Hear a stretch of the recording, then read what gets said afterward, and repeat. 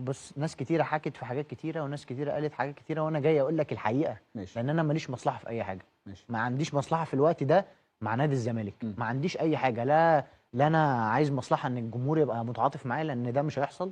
وانا متفاهم ده كويس. للدرجه دي انت انا متصالح مع متفاهم. الفكره دي خلاص؟ انا متصالح مع الفكره دي، لان هم 8 شهور الناس بتقول حاجات وهم بيصدقوها.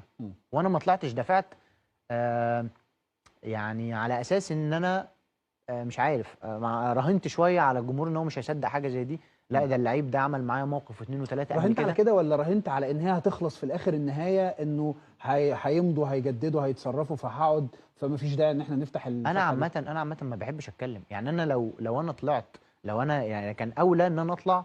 واحد ابوه بيتشتم بقاله 7 8 شهور، كان اولى ان انا اطلع يعني اطلع ارد. لكن انا مش في دماغي اعمل كده. بس هي كل اللي انا بقوله ان انا ما عنديش مصلحه في اللي انا بقوله، غير ان انا محتاجه ادافع عن نفسي على ال6 سنين اللي فاتوا. بس مش على المواقف اللي حصلت يعني.